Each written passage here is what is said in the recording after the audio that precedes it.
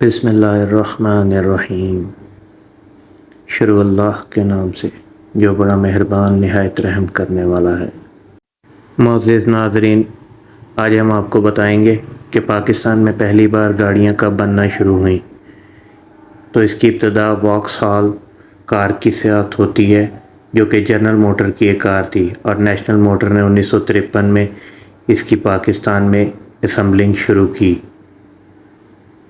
General Motors کا bed Ford truck, جو کہ پاکستان میں مقبولیت کی انتہا کو پہنچا، 1953 میں نیشنل موٹرز نے اسے اسمبل کرنا شروع کیا۔ فورڈ ٹرک کی اسمبلنگ علی آٹو موبائلز نے بھی 1953 میں شروع کی کراچی میں،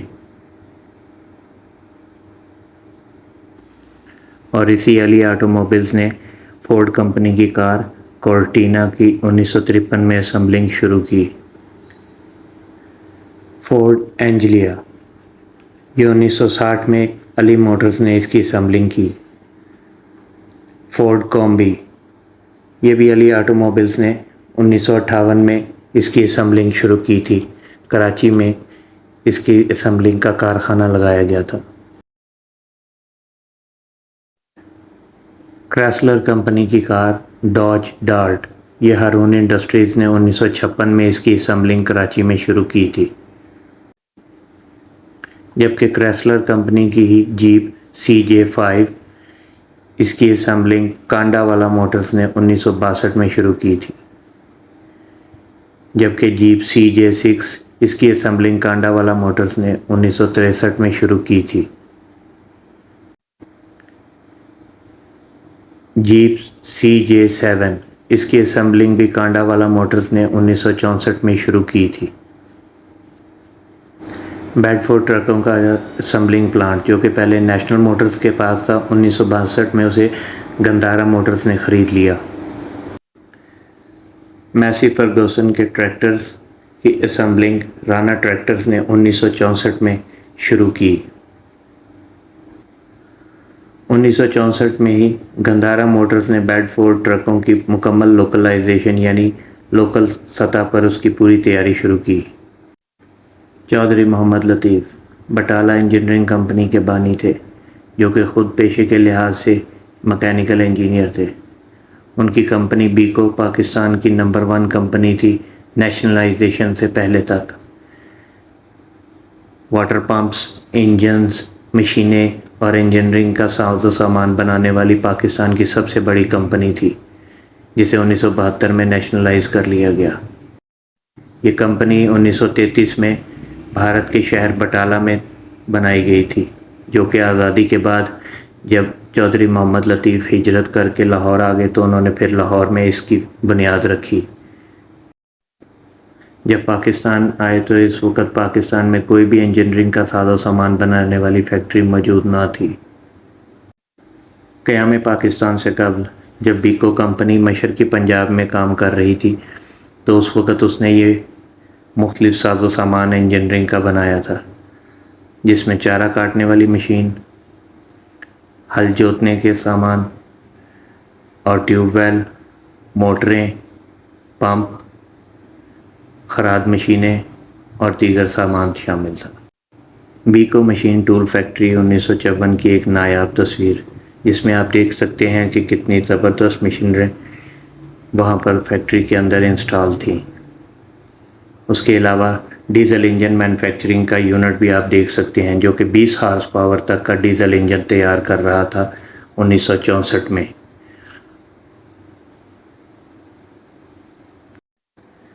بیکو کمپنی کی ایک اور یادگار تصویر، وزیر اعلیٰ پنجاب فیروز خان نون بیکو کی فزیکل لیبارٹریز کا دورہ کرتے ہوئے 1954 میں۔ وزیر اعلیٰ مشین کا معائنہ کرتے ہوئے، اور ساتھ موجود ہیں چودھری محمد لطیف، بانی بیکو کمپنی۔ بیکو فیکٹری کا فضائی منظر 1970 میں۔ اس فیکٹری میں 6000 ملازمین کام کرتے تھے، جن میں 20 جاپانی اور جرمن انجینئرز بھی موجود تھے۔ یہ کمپنی اپنے وقت میں ایک قومی اثاثے کے طور پر پہچانی جاتی تھی اور تمام غیر ملکی سربراہوں کو جو پاکستان کے دورے پر آتے تھے انہیں اس فیکٹری کا وزٹ ضرور کروایا جاتا تھا۔ یہ سامنے چینی وزیر اعظم چیو این لائی کی تصویر ہے جو کہ بیکو فیکٹری کا معائنہ کرنے کے لیے جا رہے ہیں۔ اس دورے کے بعد چینی وزیر اعظم نے درخواست کی کہ چینی انجینئرز کو بھی اس فیکٹری میں آ کر ٹریننگ لینے کی اجازت دی جائے تاکہ وہ انوویشن اور انجینئرنگ کے جدید ترین اصولوں سے بہرہ ور ہو سکیں۔ تھائی لینڈ کے بادشاہ بیکو کمپنی کے دورے پر چودھری محمد لطیف صاحب نے ڈیزل انجن جو کہ پمپ کے ساتھ جوڑا گیا اس پر بریفنگ دے رہے ہیں۔ تیسری دنیا کے ممالک میں یہ ایک بہت بڑا نام تھا بیکو کمپنی، جس پر اکثر و بیشتر غیر ملکی سربراہان اپنے پاکستانی دورے میں لازمی جایا کرتے تھے۔ میاں شریف احمد قریشی میتھلیس انجینئرنگ کے چیف ایگزیکٹو تھے۔ اس کمپنی کا کارنامہ یہ ہے کہ اس نے 4 سلنڈر پیٹرول انجن تیار کیا تھا نشان جیپ کے لیے، جو کہ پاک فوج کے لیے تیار کر رہی تھی کانڈا والا موٹرز، لیکن بدقسمتی سے یہ پروجیکٹ نیشنلائزیشن کی بھینٹ چڑھ گیا اور پاک فوج اس جیپ کو استعمال نہ کر سکی۔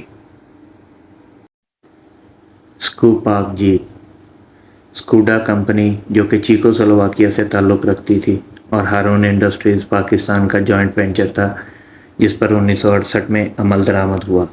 اس کے تحت پاک جیپیں بنائی گئیں جبکہ 6 سیٹوں والی وینز بھی تیار کی گئیں۔ یہ پروجیکٹ 1968 سے لے کر 1971 تک کامیابی سے چلایا گیا، لیکن بعد میں یہ پروجیکٹ بھی 1972 میں نیشنلائزیشن کی بھینٹ چڑھ گیا۔ سامنے تصویر میں آپ پاک پک اپ دیکھ سکتے ہیں جو کہ اسکوڈا اور ہارون انڈسٹریز کا جوائنٹ وینچر کے تحت تیار کی گئی تھی 1968 میں۔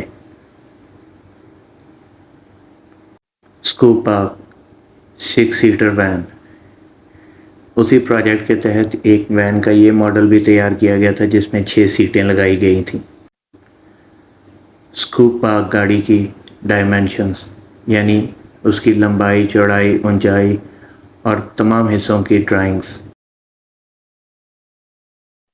یہ ہے وہ کارخانہ جہاں پر پاک گاڑیاں تیار کی جاتی تھی کراچی میں 1968 میں۔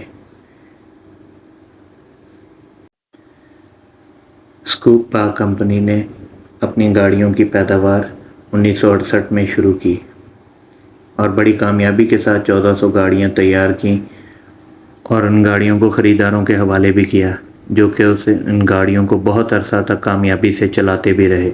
کمپنی بڑی تیزی کے ساتھ خود انحصاری کی طرف بڑھ رہی تھی اور گاڑی کی مکمل باڈی پاکستان میں تیار کرنی شروع کر دی تھی۔ چیسس بھی پاکستان میں بن رہا تھا، صرف انجن اسکوڈا سے آ رہا تھا۔ اور نیشنلائزیشن کی صورت میں جو پاکستان میں اقتصادی تباہی ہوئی، اس پر ہم اگلی قسط میں تفصیل سے روشنی ڈالیں گے۔ تب تک کے لیے شکریہ۔ فی امان اللہ۔ پاکستان زندہ باد۔